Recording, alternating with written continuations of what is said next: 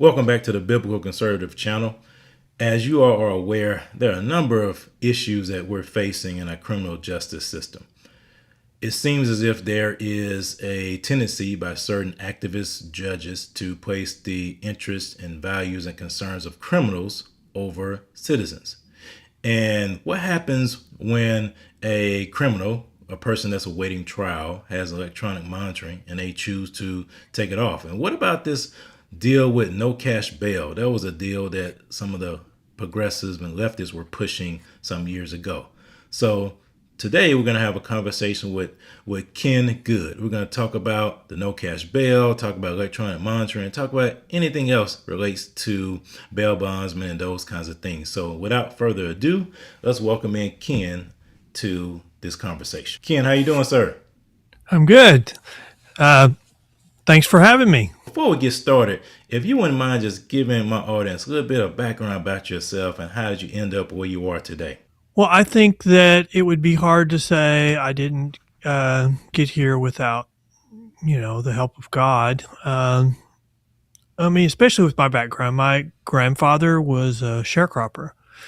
And so he always worked for someone else. And so his benefactor paid for his daughter to go to college or to start going to college. She met my dad at that college. They got married. They both dropped out of college, but then they had 4 kids in 2 years and 5 months, and they decided we're not going to be able to raise our kids without a college education. So my dad went back and finished school, and then after we were all in school, my mom went to college and finished school. And so I remember actually attending my mom's graduation. And so they became public school teachers, and they taught us, you kind of have to say based on the time frame. They told my brother and me that we would always go to college, and they told my sisters that they would get married, have kids, and then they would go to college. And essentially that's what happened.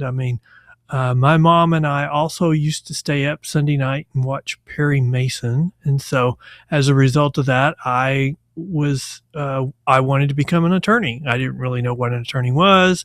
That was my goal. That was my dream. It really wasn't a goal at that point. And so I went to college. I worked almost full time in college. I graduated a year early, but as a result, my grades showed that I graduated a year early and I worked full time. So I got a master's degree in education. I taught high school for 2 years, and then I applied for law school and I got in. And so I went to law school. When I graduated, I had this really great attorney teach me how to practice law. I was on court TV very early in my career. I argued my first case at the Supreme Court of Texas as a 4-year attorney when I looked so young that, I would go before a judge and he'd say, "Mr. Good, when your dad gets here, we'll start." I don't look that young anymore. But I met my wife, after I became an attorney. We met on a blind date. She's also an attorney. We have 2 kids. My oldest just got married. My youngest is a senior in college. So I feel very blessed. But during the time when I was practicing law, probably 15, 20 years ago, there was a bondsman that got in trouble, had some default judgments, and he asked somebody, "Who do you hire?" And they said, "You need to hire an appellate attorney," which was one of the things I did. And so they hired me to help with that. And then as word of mouth spread, I started representing more bail type issues. I'm Texas counsel for a couple of insurance companies now. I represent bondsmen across the state. I've written articles across the country on bail reform, what's good bail reform, what's bad bail reform, what doesn't work. We also have our own podcast called The Bail Post, where we talk just about criminal justice issues, what's good, what's bad. So when AOC says we need to defund the police, we go into the studies that show when you defund the police, crime goes up 75%, and how idiotic that is, and that's just pejorative. That's just focused, or that's focus grouped jargon that's not policy. Never has Mm-hmm. been. Never will be. Mm-hmm. Yeah. And so, and that kind of brings you up to today. I mean, I've been doing this now for over 35 years, 30, more than that, 36, 37 years. I still enjoy it greatly. I'm very busy as an attorney, and I highly recommend it. But I would say one of the lessons that I would say is you've got to know who you are Yeah. as a person, like a Christian. I think you got to have a moral base because you will be asked to do things, and you have to be able to stand up and say, no, I won't do that. Or Mm-hmm. no, that's against my beliefs. Because it's really easy sometimes for people to ask you to sell out your beliefs. And if you don't know who you are as a person, that's easy to do sometimes. And so I grew up at church. My grandfather, who was a sharecropper, was um, a deacon. And so my dad was a deacon in church. And so I think my dad kind of went the opposite direction. Everything to him was black and white. And I told him, sometimes when you're on city council, everything's not black and white. Sometimes things are gray, and you can let somebody else make the motion, and it might not be what you wanted, but it gets to the same result, and you've built an ally. And I don't think he really understood that. I don't think he ever learned that. But there are things that we don't compromise on, betraying people, maybe, Mm-hmm. selling your soul, or trying to get a quick fix for something that is not right. Right. When somebody makes a pass at you, when you're married and you're a Christian, you know what the answer is. And so I think those are all good examples that would do us all some good today. Like when these groups are hiring mobs to go out and do protests, I think we would be a different country today if we had mobs with a moral compass to say, no, that's not right. But we don't Yeah. have that for large parts of our country. And we have politicians who are selling out, whether it's criminal justice reform or just, fraud, so that Mm-hmm. they can make a buck. We need a little bit more of a moral compass in our country in those areas. I know we talked about how the left and the progressive, they love to talk about the criminal justice system. They love to attack police. They love to attack bail. There's no cash bail. Could you give me your thoughts on what would happen if, for example, in our country, let's say if somebody gets elected as a democratic socialist and they immediately, go to this no cash bail and they defund the police or they are very hostile toward police. In your opinion, what would happen in this country? Chaos, Yeah. absolute chaos. Um, we had the George Floyd protests, riots, whatever you want to Mm-hmm. call, but there was this CHOP area around there. And so there's been a lot of studies, and there's been some scientific reviews and reports about that.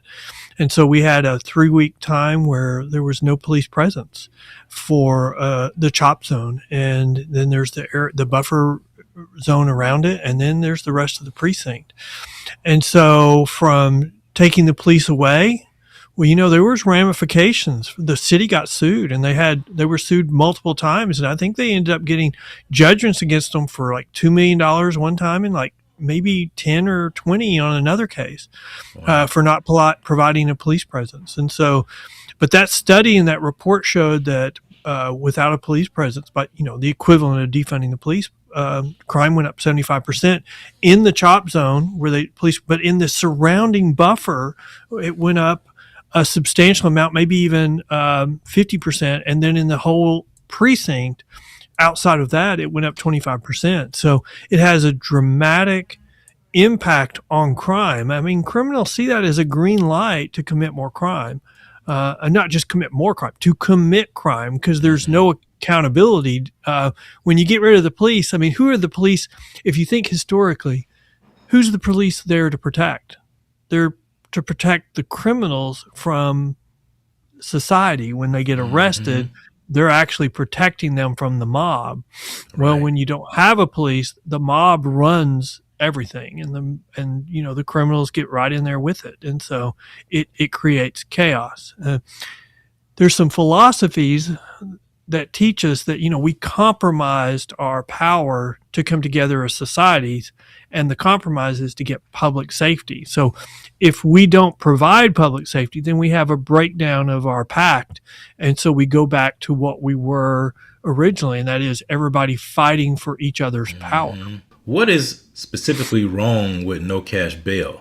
If you wouldn't mind just touching on that a little bit, because people will hear that and say, I don't see nothing wrong with it. A lot of people don't even understand the bail system to begin with. But what is specifically wrong with no cash bail? Well, no cash bail is a term that I think President Trump has created, but it just means, simple release. So no cash bail, because bail is regulated by the states. So simple release is called different things in different states. So like in New York, no cash bail would be released on no bond. In California, it'd be released on zero bail. In Texas, it would be released on a personal bond. But they're all the same thing. You're released on a promise to come back, and that's it. And, the purpose of bail is to give assurance to the court that you will return to answer the charges against you. So it doesn't have anything to do about a presumption of innocence. It's all about what assurance are you giving the court that you'll return.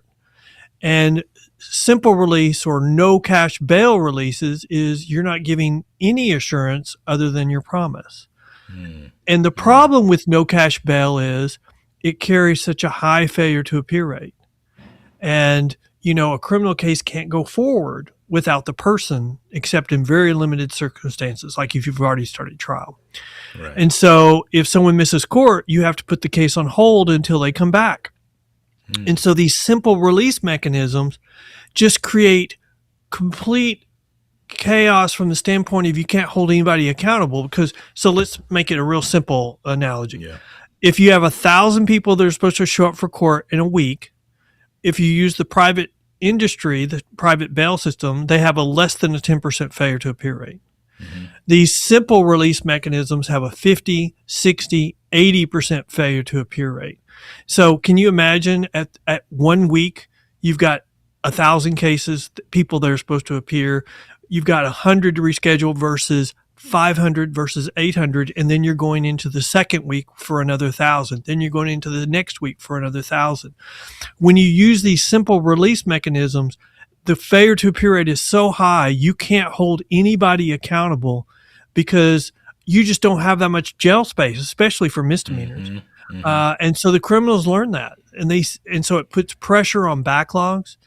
The way the courts fight backlogs is to dismiss cases.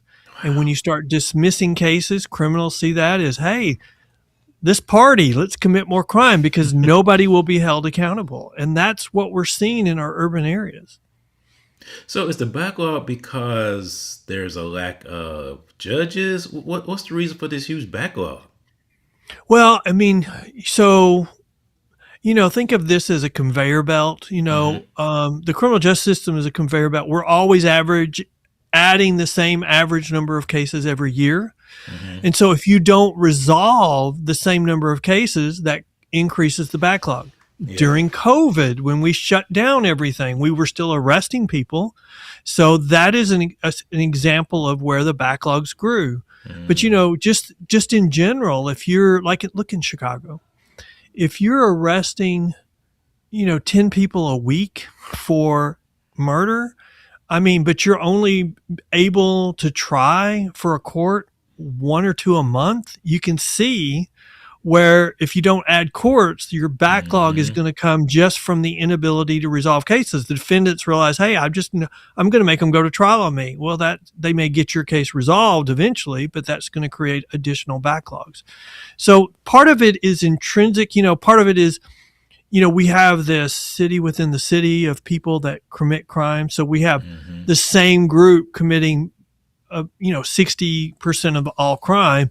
But there's this buffer area of people that are watching. So when we're tough on crime, they're going, oh, I'm going to walk the straight and narrow. But when we're soft on crime, they're like, oh, I'm going to join the crime city because there's no consequences. There's no accountability.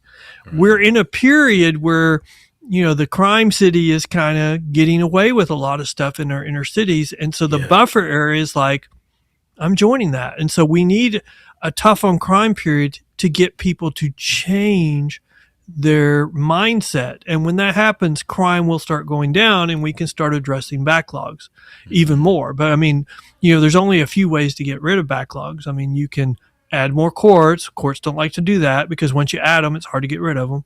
You can add some temporary courts. But the biggest way to resolve backlogs is to dismiss cases or discount crime by giving them a more favorable punishment if they plead guilty. Yeah. Or so, for example, I definitely so many directions we go in. So I'm in Charlotte, and you probably heard about the case of Irina Zaruska, the young lady who was unalived on our light rail system here in Charlotte.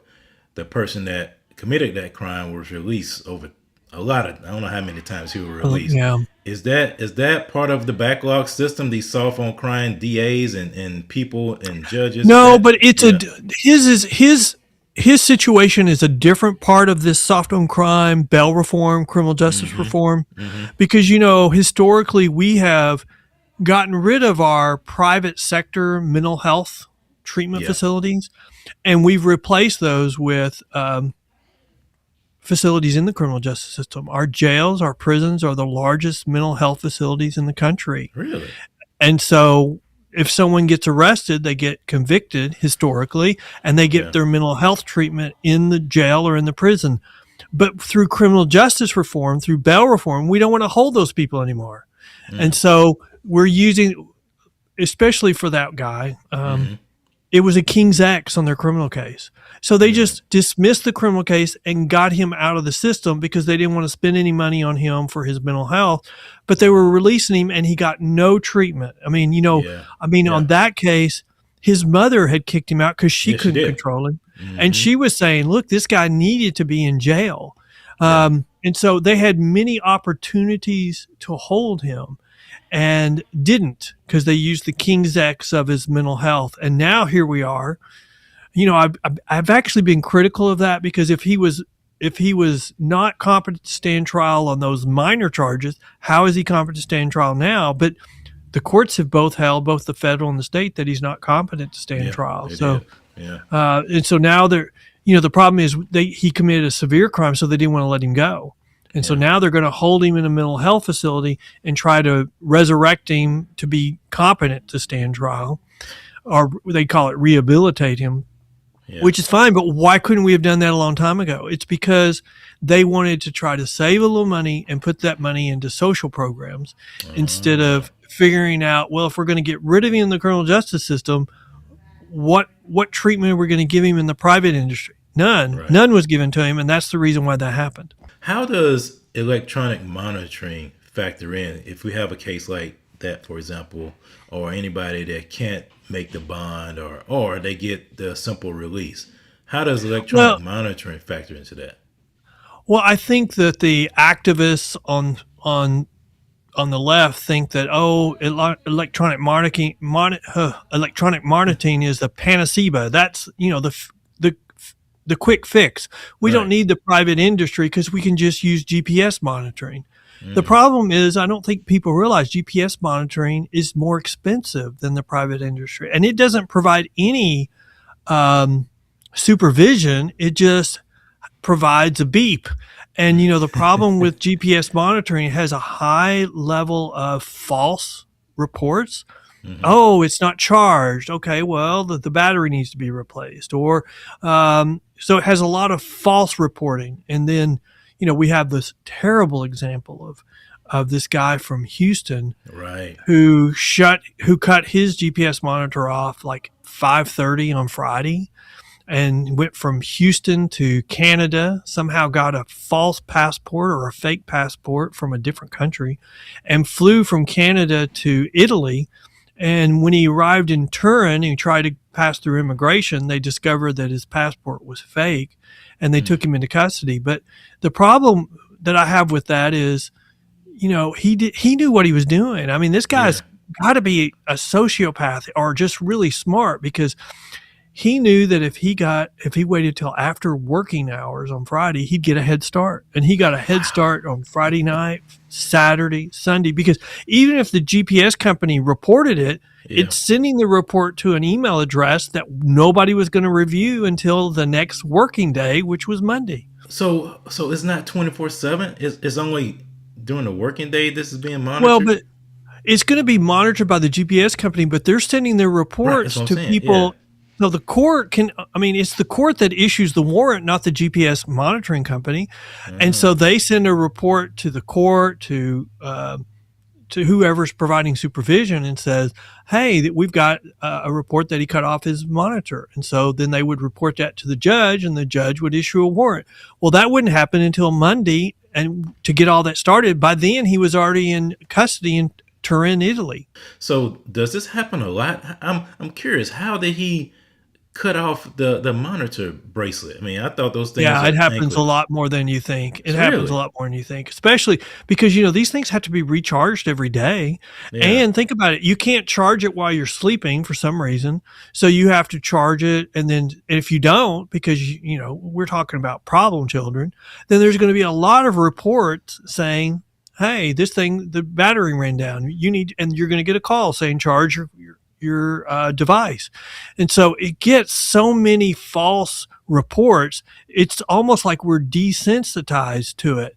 Okay, there's a problem. Well, there's always a problem with this one. Okay. And so it may not be looked at as closely. Yeah. Um, and especially if, it's got the report goes to the supervising department. And what if Hmm. that person was on vacation the next week? Well, they wouldn't get it till the next day they were back. Yeah. And so, and then when they get it and they go, oh, well, this is a problem. Well, then they have to file a report with the court and ask, and the court has to review it and issue a warrant. And then, like for a lot of stuff I deal with, they have time to enter the warrant into the system. I've got situations where they have 5 business days to issue the warrant, and then they have 5 business days to enter the warrant into the criminal justice system reporting system. So, I Mm. mean, that could be 10 days right there. And that's after we recognize an issue and report it to the judge, and the judge decides to issue a warrant. This conversation is eye opening because these are things that a lot of people don't even know about the Well, way and you there are so compare many that. breakdowns. Yeah. Well, and compare how expensive that is to Right. if the private industry was involved. He's reporting to them. He's reporting to them once a week or biweekly. For a case like this, he might be reporting biweekly. And if we see something or something gets reported to us, we can approach the judge and ask him to issue a warrant. And then that Hmm. gives us the tools to then go and get him arrested. So we have an incentive to go get the warrant and then follow the warrant and give it served on the guy and have him returned to custody. It's the problem. That's the problem here. If you issue a warrant on a GPS monitor, I mean, I don't think the public realizes that warrant gets issued by the judge. It goes down the hall in the sheriff's office and it joins all the tens of thousands of other warrants waiting to be served. And so as a result, most times the way they get back into the system is by committing another Commit crime. another crime. Right. Right. And I think the problem that we have, Ken, is that so many people have been conditioned or are used to seeing law and order and used to seeing things happen really Hmm. quickly. Hmm. So that's how Hmm. they assume it works in our criminal justice system. But it doesn't work that way. It seems like there's No, so many no. breakdowns. Yeah. Because I always wondered, why does it take 2 years for a case to come to trial? But now it Two, makes sense. yeah, four, Yeah. four. Well, and the Yeah. sad thing is, I agree with you. Law and order makes it sound like everybody wants to get cases resolved. The problem in the real world, especially in our urban cities, people are being taught don't cooperate with the police. Look at the whole Hmm. campaign on defund the police. One of the side effects is you don't want to cooperate with the police or you're Hmm. scared to cooperate with the police. You can't prosecute a case when you don't have any witnesses, if you don't have everybody that'll cooperate. And so I think one of the stories that we don't really hear about a lot is unreported cases, cases Hmm. that are, crimes that are not reported. And then you've got the closure. What percent of cases that are reported are actually closed? And I think people would be shocked about that as well. Yeah, you're right because there's so many cases. I know we there's some here in Charlotte, and I talk a lot about this. How there's so Yeah, many. Charlotte's a hot Yeah, spot. I think yeah, you would probably agree with that. yeah. Charlotte is a hot spot, and it is because there's so many people moving here. And again, there is a lack of people willing and wanting to be officers because, and I think that was intentional. I think But the also, your politicians are selling soft on crime policies. They're saying, "Oh, we hmm need to be more forgiving, and if yeah, we release more criminals, we'll be safer." Which is, I mean, that's an oxymoron. I mean, if you show criminals that you're going to be soft on crime, they know what to do about that, hmm hmm and that's what I mean. The science even says that that's what will happen. There was a DA in Yolo County in California that kept all of his data during COVID, and he compared uh, nonviolent offenders released on a private surety bond versus nonviolent offenders released on simple release, no cash bail. hmm And he found that the person released on no cash bail had a 200% greater chance of committing a new violent offense in the next 18 months. Now, that's just on the release mechanism. hmm And it's because of the greater supervision being provided by the private industry. And it's also them getting family involved. If you can imagine, a family can have a lot of influence on their loved ones. yeah, And I mean, I feel like a lot of this bail reform, criminal justice reform is we're giving up on families to have that last chance to turn their loved ones around to be productive citizens. right. And I don't think we realize that. Right, right. When you say private industry, Ken, what exactly are you referring to? I just want to make A sure bail I'm bondsman. understand. I mean, a Okay, bail bondsman is a private industry. I mean, instead okay, of a simple release, there's someone that's offering their services to post a bond for somebody to guarantee their appearance for court, which means they're going to have to report to them. We use, the higher the risk, we're going to have family involved, okay. standing up for them and saying, yeah, we think that you can do this. And so, that's kind of the secret sauce to the private industry. When you take away all of that accountability, then, you know, people will not, these are problem children. Right. Then they won't respond. I mean, this is a cycle that we've done before. And the first time the cycle was kind of in the 60s, and we were soft on crime. We did hmm soft on crime policies, and we started having crime go up. And what group started turning it around? It was our black preachers in our hmm urban areas, Yeah, because they saw what these policies were doing to young yeah, black males. exactly. And Yeah. look today. Today, 50% of all murder victims are young black males. hmm And by and large, we commit crime within our social economic group. So that means the murderers are young black males hmm predominantly.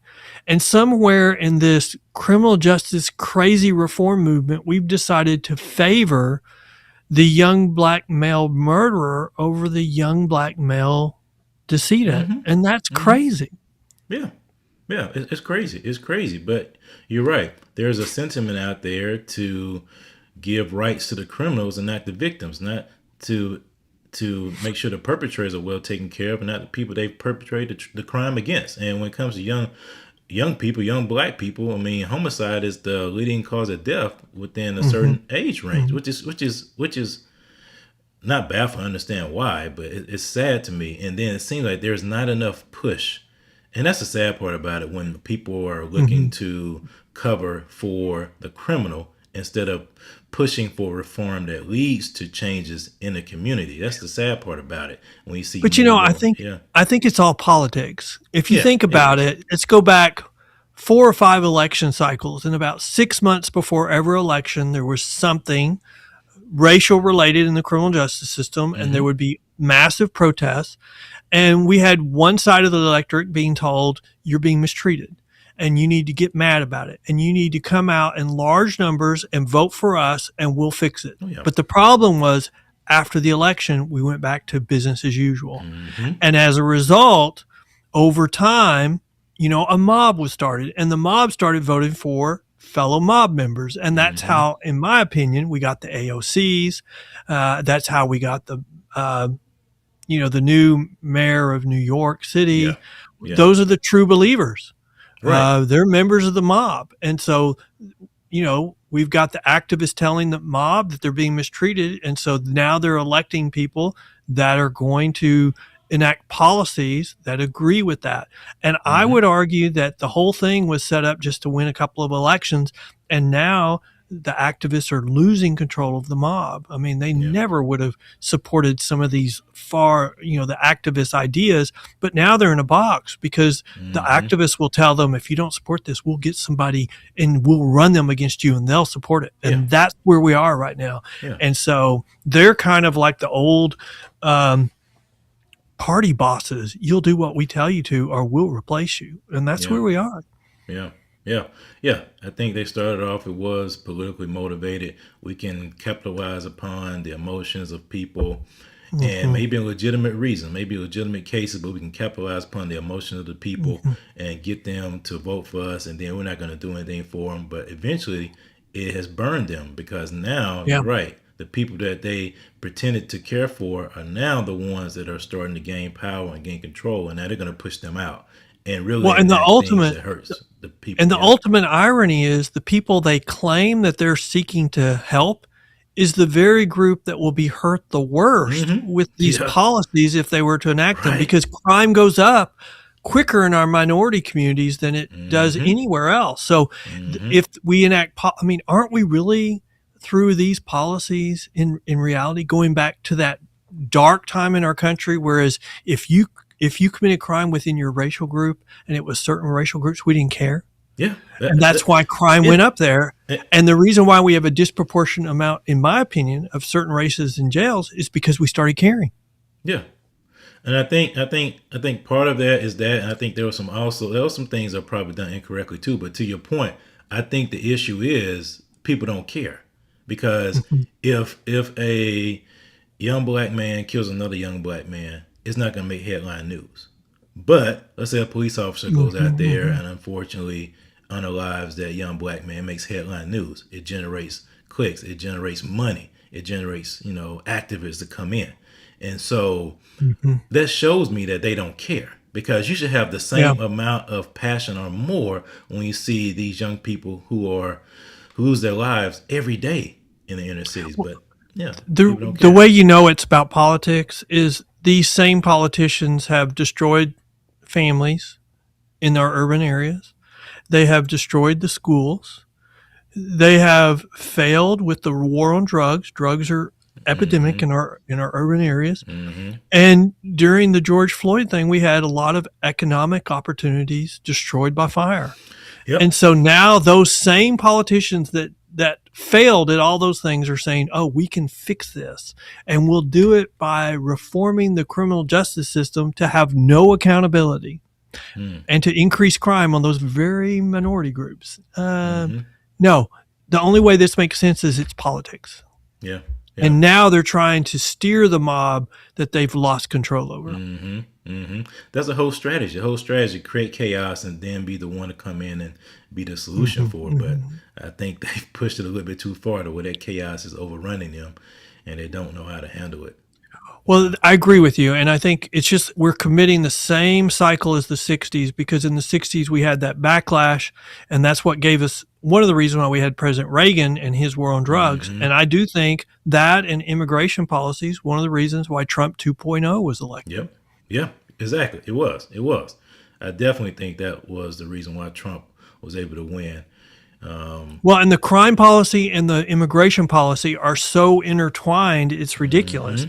I mean, it's the same thing. Oh, we can't have a secure border without a new law that allows anybody to come in, and so we can't have public safety without new laws that lets anybody go. It's very Right. similar policies. Right. Soft on right. crimes, open borders. Yeah, that's for sure. That's for sure. So let me ask you this question. Do you think there is some reform that needs to be done to the criminal justice system in some ways? I mean, we talked about how there are different loopholes and different gaps when it comes to certain things, but what are your thoughts about some type of reform to help remedy the issues that we're facing?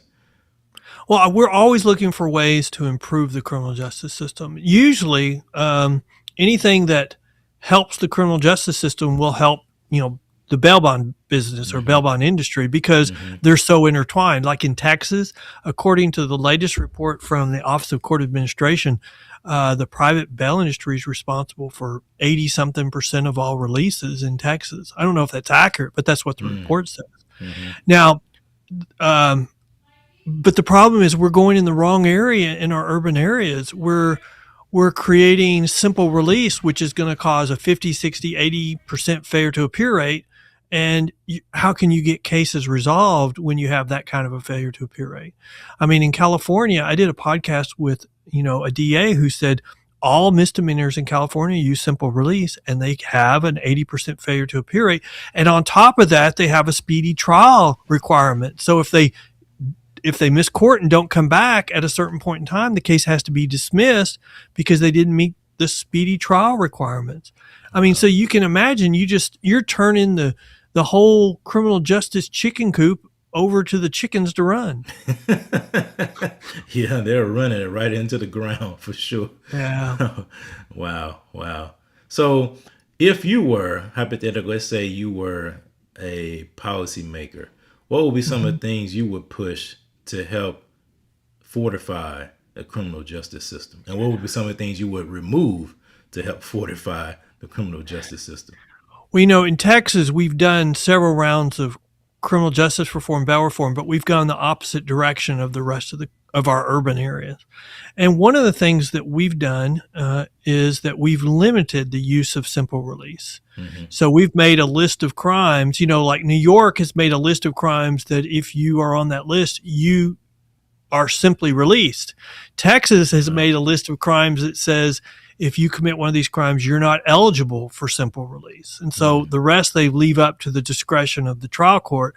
But here's a list that you're not eligible for release on simple release. And I think that's been very effective. It ties the hands of the activists in the opposite direction. They still have discretion.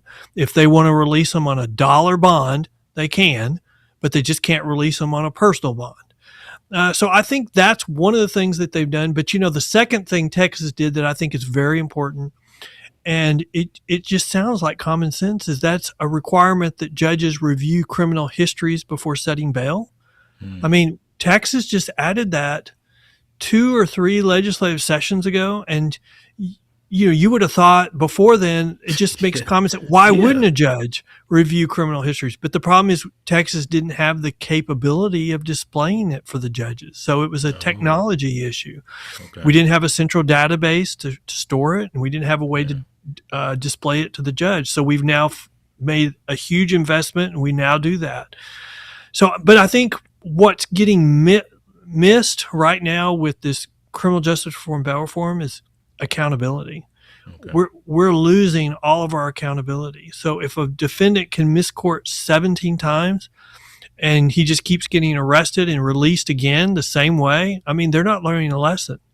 And the police are spending all their time arresting them and releasing them, arresting them and releasing them. And so we're wasting a lot of our criminal justice resources for silly stuff.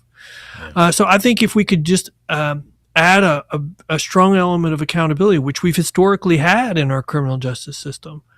There's other minor changes that I would always make, but like this is a silly one that also sounds like common sense. But if you plead guilty to certain offenses, or if you get tried and the jury finds you guilty, Texas, the judge had the ability to say, okay, well, we're not going to sentence you for 2 weeks. So you go home, you get all your affairs in order, and you come back. And in 2 weeks, I'm going to send you to jail the rest of your life. Well, we had problems with that.